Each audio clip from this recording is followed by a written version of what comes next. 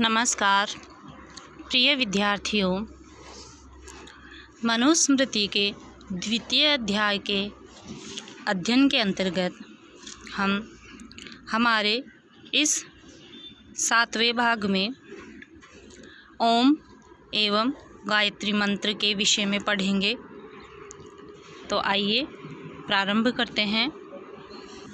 महर्षि मनु ने मनुस्मृति में बताया है कि अकारं चाप्युकारं च मकारं च प्रजापति वेदत्रयात् निर्दुहत् भूर्भुवः स्वरिति इति। देखिए, अकारं च अपि उकारं च, ए और उ, मकारं च और मैं को, जो ओम शब्द है परम ब्रह्म का प्रणव का बोधक जो ओम शब्द है, वह कैसे बनता है उसके बारे में बता रहे हैं कि इस ओम पद का ए, उ और मैं, इन 3 वर्णों से मिलकर ओम बनता है। तो इस ओम का जो आकार है च अपि उकारम च, और उकार है, और जो मकार है वह प्रजापति अर्थात ब्रह्मा ने, सृष्टि की रचना करने वाले ब्रह्मा ने इन 3 वर्णों से जो ओम बना है, इन 3 वर्णों को कहाँ से प्राप्त किया है वो बता रहे हैं कि वेद त्रयात्, तीनों वेदों से।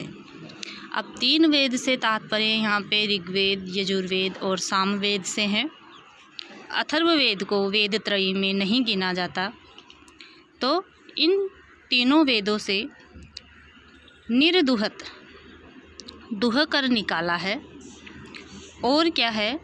भूर्भुवः स्वः इति च, जो भू भुव स्व गायत्री मंत्र के ओम भू भुव स्वः जो ये पद है, इन पदों को भी तीनों वेदों से दुह कर निकाला है।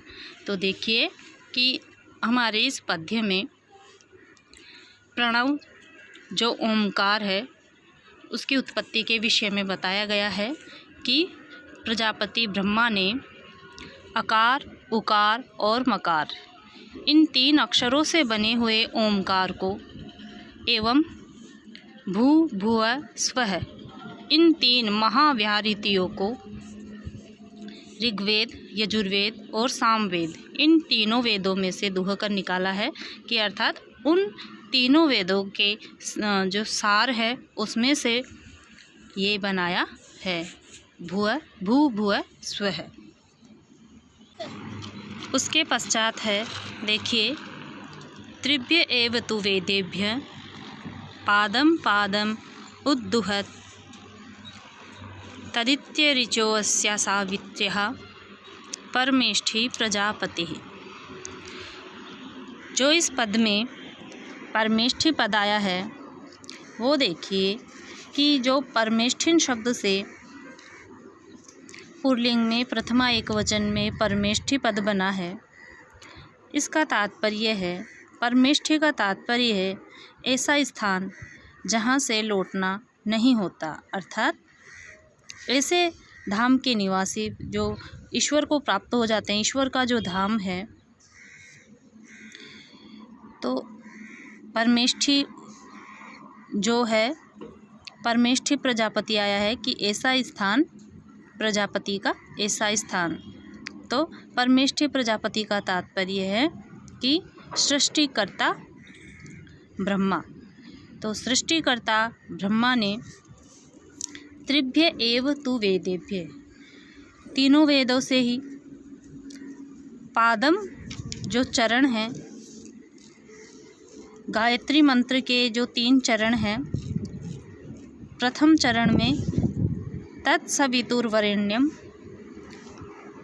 द्वितीय चरण में भर्गो देवस्य धीमहि, और तृतीय चरण में धियो यो नः प्रचोदयात्।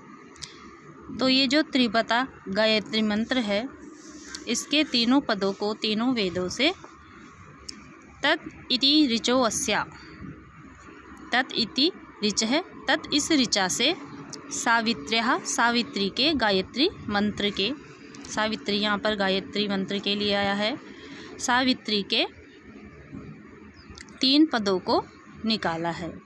तो कहने का भाव ये है कि देखिए इस पद्य का हम अन्वयपूर्वक अर्थ करते हैं।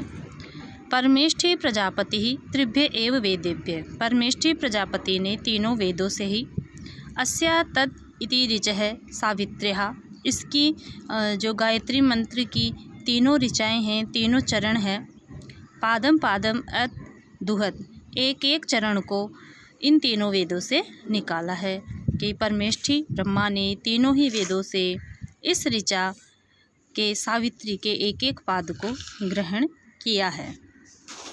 अब हमारे इस अगले पद्य में गायत्री मंत्र को जपने का फल बताया जा रहा है। देखिए, एतत् अक्षरम एताम च जपन व्यारिति पूर्विकाम संध्ययो वेद विद विप्रो वेद पुण्येन युज्यते। देखिए, एतत् अक्षरम एताम च, एतत् अक्षरम इस अक्षर को, जो ओंकार है इसको, एताम च और इस गायत्री मंत्र को जपन जपता हुआ, व्यारिति पूर्विकाम, व्यारिति के साथ में, व्यारिति का तात्पर्य हमने जो 3 व्यारित्या पूर्व के पद्य में देखी, भू भुव स्वः, तो इस ओमकार को इस गायत्री मंत्र के साथ जपता हुआ, जो भी कैसी है व्याहृति पूर्वकम, संध्ययो, संध्ययो का तात्पर्य है उदय और अस्त वाली दोनों संध्याओं में,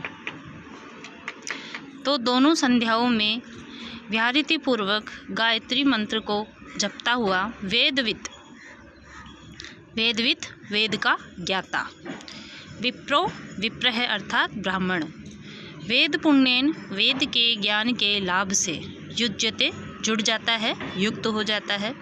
तो देखिए कि वेद वेता ब्राह्मण प्रभात और सायंकाल के समय ओंकार और भू भुव स्वः इन व्याहृतियों को पहले लगाकर गायत्री का जप करे तो वेदाध्ययन का फल पाता है।